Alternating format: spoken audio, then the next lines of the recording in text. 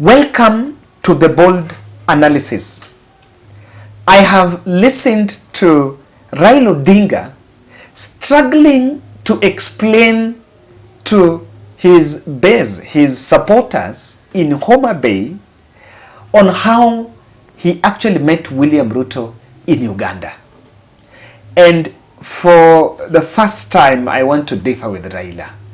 It is not true, and it doesn't really get to sink, that the meeting in Uganda was a coincidence.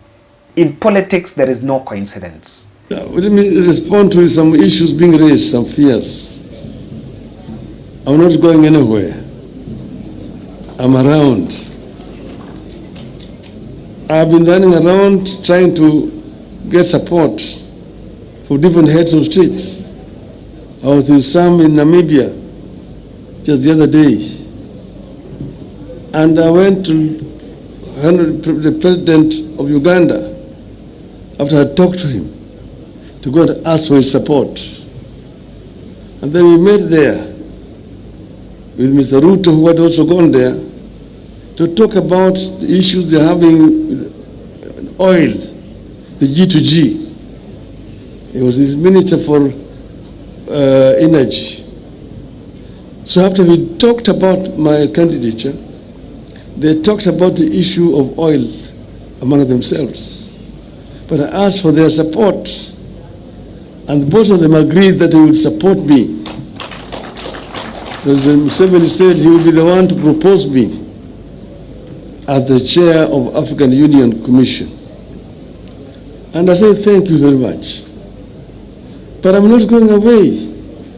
Addis Ababa, as Charity said, is only 2 hours away from Nairobi. I'm available. Whenever I'm called, I will answer. I'm ready to work with you people. But what is important is that we must ensure that what we set out to do is eventually achieved and accomplished. We had said, and you also, some of you may be forgetting, we said that we are unbogable. We are unbogable. We are also unpangarable. You cannot be pangared. Who can pangoa? Who can pangoa? Who can bogoa? Who can bogoa? We are unbogable. Therefore, have no fear at all. We are unbogable, and we will get there. Thank you very much.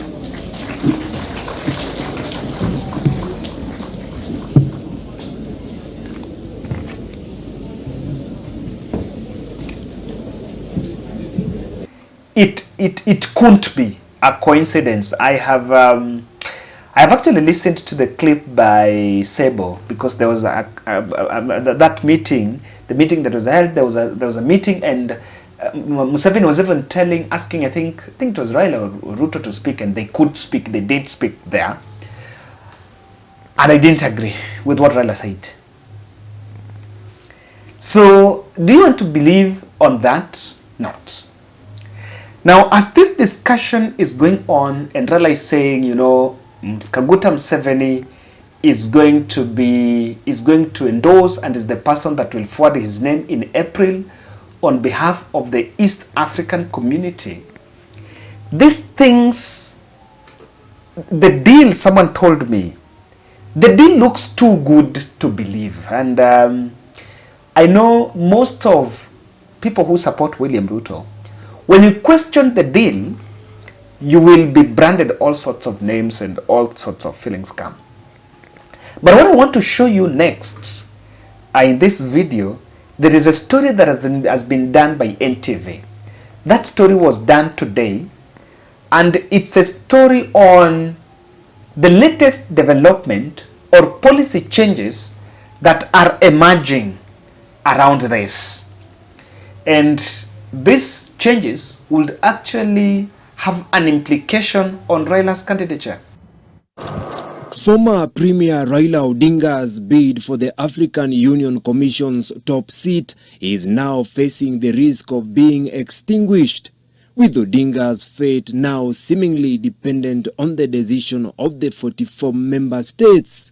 The AU Permanent Representative Committee has proposed a raft of changes to the election rules that seeks to bar member states that have previously held the chairperson and deputy chairperson seats from 2002 from contesting in the upcoming election. If the heads of state and government adopt the proposal, it will be the end of the road for Odinga's bid because Kenya and Rwanda have previously held the deputy position. According to a 2018 decision, the position is rotational and therefore the next commission chairperson should come from the Eastern African region. This now means that only Tanzania and the other countries in Eastern region will qualify to present a candidate for the AUC's top job, complicating matters for Raila Odinga, whom Kenya has endorsed. For the proposed changes to become law, it must be agreed on by the heads of state and government. Decisions at the African Union are made by consensus, which means a single rejection drags the decision from becoming formal law. The Central Region of Africa has dominated the chairperson seat, holding it for 3 terms, including 2 by the incumbent Moussa Faki of Chad. Jinping of Gabon had held it from 2007 to 2011. The changes, which also introduces a gender angle, are contained in the report on preparations for the election of senior leadership of the African Union Commission in February 2025, which, if adopted, could guide how the next AU chairperson is chosen. Vincent Oduor, NTV. So, there's some 2 axes in it. Any other country that have held the position for the last 20 years, because it was formed in 2002, should not be allowed to field a candidate. That's number 1. Number 2, there should also be a zebra ticket, so that in the sense that the chairman is a man, the deputy must be a woman. Of course, that doesn't affect because we have to Raila. That doesn't affect. We don't have the 2. The woman can come from another country. Number 3, which is also not there, but I've also read it, that initially it was allowed that the champion, there was a position William Ruto was appointed as the champion of political reforms at the African Union Commission. So there is also understanding that in senior positions, members of one country cannot hold more than one position. So between Raila and Ruto, one has to pick. Ruto has already been appointed and took over that position from Kagame, even though the outgoing deputy chairperson of African Union Commission is also from Rwanda. So Kagame was actually in the position that Ruto has taken, and also the deputy also came from Rwanda. Now those are some of the reforms that not more than one person, a permanent representative, has actually sent, is actually proposing that. Now those proposals are coming at a time where Kenya is arguing between Kenya and Tanzania and Uganda who is going to field a candidate. Now Kenya have held a position, Kenya and Rwanda. The outgoing deputy person is Rwanda. Now Kenya also had a deputy at some point. I'm just yet to find out who that person was. And it means that Kenya cannot field a candidate, and that leaves Tanzania or other East African member countries if the seat still has to remain in East Africa. Ladies and gentlemen, I still agree, and I'm not yet convinced that William Ruto is actually pushing for Raila Odinga to go to AU. If you listen to the Raila talking, contrary to a public opinion that Raila is going to AU and is going to leave politics, if Raila goes to African Union as African Union chairperson, this one I can bet anything. Raila will resign and come back to Kenyan politics before 2027 general elections. Even if he will not come to vie, he will come here to have a political voice. You can, that one you can bet. I can bet. Raila will come back in the country. And even William Ruto knows very well that much as, you know, there is no legal unless something happens here. And what can happen is maybe some age limit on who is going to vie for presidency, or someone try to tweak with the law that would bar Raila Odinga from vying or seeking another elective office in this country come in the next general election. William Ruto knows very well that even if Raila goes to AU, he will come back here and vie. And that is why I still strongly believe, in my good friend Susan, we will, I don't know, Baba is ready for Addis Ababa, and Addis Ababa is ready for Baba. But I still don't believe William Ruto is taking Baba to Addis Ababa. No way. No way. With this, he knows, you know, there are a lot of it.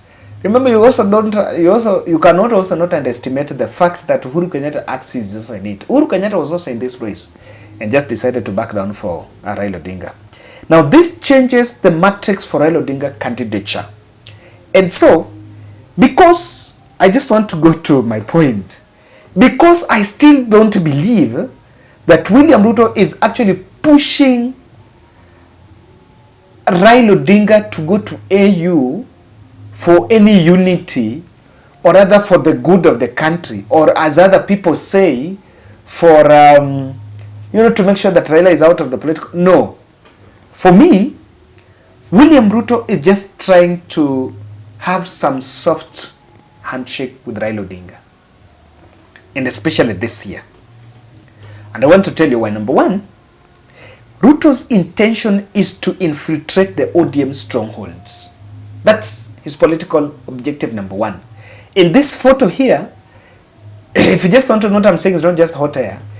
Immediately, the day after William Ruto met Raila Odinga in Uganda, the next day there was an UDA activation in Kisumu. These are the photos we are seeing. UDA went and pitched tent in Kisumu. And it's the next day that William Ruto was also in Homa Bay.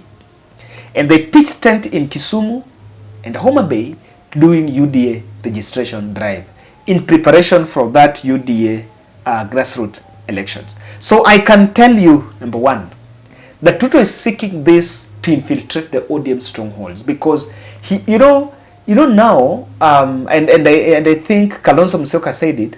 There is no way Raila will now say Zakayo lazima shuke. He won't say that. There is no way he will now hit on William Ruto, because you also need his vote. You know, that's the truth. The truth here is, for Raila to make, Raila also needs Ruto's vote, even Ruto as a person. Leave alone the other African, the other 44 presidents. Even Ruto, he needs Ruto's vote as a person. And without Ruto's goodwill, you need to get that network across Africa. Power brings that network. Number two, William Ruto understands that there is nothing so far Kenya Kwanza has achieved. And what they have tried, apart from all these talks on digital jobs and going to parliament to pass the law on some shift which is supposed to be implemented later in the year, there is little that William Ruto can show for his power. And as that is going on, the possibility of Kalonzo candidature is emerging. And he knows very well that, looking at the registration drive that Raila did, I think when the national intelligence told him, with Raila Odinga supporting Kalonzo Musyoka, much as you want to underestimate that ticket, Kalonzo would really surprise you. And I still believe Kalonzo can surprise William Ruto. So he knows it. So we want to slow down, because he knows until 2024 now, things are still not going to be good. But from 2025, he will start playing gimmicks. At least reduce this, reduce that, do this, do that. and then show something for the record. But for now, if you just look at the recent campaigns that William Ruto, just the round one that he had just recently, the speeches were boring. From one place to the other, he was talking about affordable housing, about the jobs, about how digital jobs fanya computer pata pesa. Those speeches were boring, and from those speeches, you will just come out and see that Ruto has nothing to offer so far. So that is why he wants to slow down the pace of Kalonzo's candidature. Number 3, I think the second finance bill is coming, and it is not better than what we just see, what he just had. He knows very well that second finance bill is coming, and it's also facing some hostility. So all this is just about to slow down and, you know, reduce the level of resistance, because the tax on fuel might even be increased from 16 to 18. Housing levy is 1.5. You never know, it might be 1.7 in the next finance bill. So things are evolving. And that is why I see that Ruto is really pushing for a soft deal with Raila Odinga. Ladies and gentlemen, thank you. Let's meet in the next.